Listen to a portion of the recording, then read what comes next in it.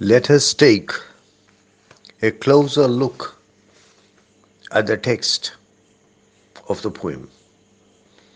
I caught a tremendous fish. What a simple opening. What a disarming opening. The use of everyday language is noteworthy. In real life, Elizabeth Bishop was a keen fisherwoman, was passionate about fishing, and the thematics of the poem could be based on a real life incident which took place when Elizabeth Bishop was living in Florida. She was passionate about boats, she was passionate about fishing. And the opening line, I caught a tremendous fish, encapsulates the pride of the speaker in having caught a huge fish. I caught a tremendous fish and held him beside the boat, half out of water. The speaker looks at the fish, holds it beside her bird, and feels very proud of her achievement. With my hook fast in a corner of his mouth. This is the moment of triumph for the fisherwoman. She has caught a huge fish and she is very proud of her achievement. What kind of fish is it? Commentators have analyzed the poem carefully and come to the conclusion that the fish in the poem is probably a grouper. A grouper is a large-mouthed sea fish common off the coast of Florida, where Elizabeth Bishop used to go fishing. Fishing was a passion which Elizabeth Bishop shared with Ernest Hemingway. And from the private correspondence of Elizabeth Bishop, we can understand that the shadow of the influence of Hemingway falls on this poem. This is admitted by the poet herself in one of her letters. He didn't fight. He hadn't fought at all. He hung a grunting weight, battered and venerable and homely. The thematic focus of the poem shifts from the mind of the speaker, which is filled with a sense of triumph, to the fish that has been caught. Though the fish is an enormous fish, the fish refuses to fight. In fact, it appears that the fish is a rather peace-loving fish. The poet finds it battered and venerable and homely. The fish appears to be an object which deserves veneration, which deserves respect. The fish appears to have gone through innumerable traumatic problems in its life, and it is battered, and there is something homely about the fish. The speaker is able to relate to it. There is nothing exotic, nothing strange about the fish.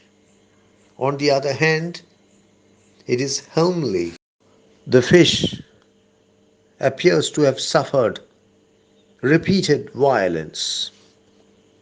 It is a creature which deserves respect, and there is something homely about it.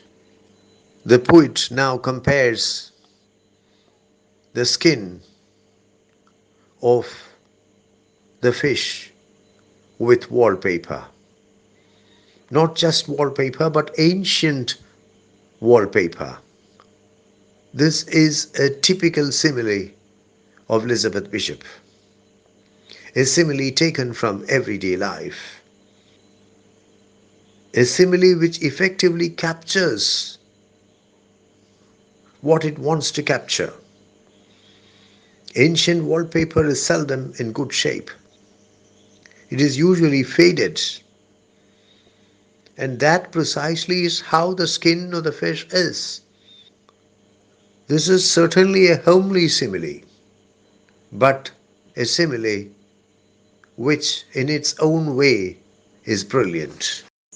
In the lines that follow, we get a detailed picture of the fish speckled with barnacles, infested with sea lice, and seaweed hanging down from it. The poet's remarkable powers of description are on display in this part of the poem. No detail escapes her eye. This sort of extremely realistic description, description filled with microscopic detail, is reminiscent of the novels of Ernest Hemingway. The poet continues describing the struggling fish with photographic precision. The gills are moving.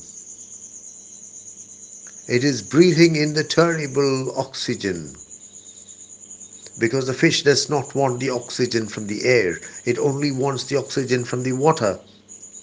And the oxygen from the air is terrible oxygen as far as the fish is concerned. The gills are cut and blood is running out of them. The poet thinks of the flesh of the fish, the coarse white flesh. The poet thinks of the bones of the fish, the big bones and the little bones. And the poet thinks of the dramatic reds and blacks of his shiny entrails. Entrails are the inner parts, the intestines. The poet also thinks of the swim bladder of the fish. The swim bladder is a sac filled with gas which helps the fish to maintain its buoyancy. The pink swim bladder of the fish. And the poet compares it with a big peony. A peony is a very showy flower found in herbaceous or shrubby plants which are native to the temperate regions. Note carefully the thematic movement of the poem.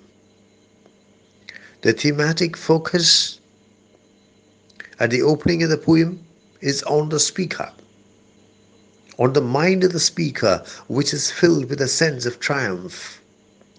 I caught a tremendous fish and held him. The fish is a sort of prize won by the speaker. The fish is a kind of trophy acquired by the speaker.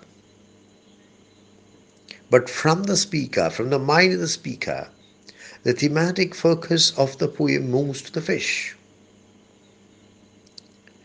At first, we discuss the character of the fish, the nature of the fish. The fish appears to be a peace-loving fish. The fish appears to be a creature which refuses to struggle, which refuses to fight. From the psychology of the fish, we move to the physiology of the fish. We focus attention on the exterior of the fish. And we realize that the fish is an old fish, is a venerable fish, a battered fish, which has seen much repeated violence in its day. From the exterior of the fish, the thematic focus of the poem moves to the entrails of the fish, to the bones, to the flesh, to what is inside the body of the fish. Thus, the thematic focus of the poem moves from the speaker, the mind of the speaker, to the center of the body of the fish.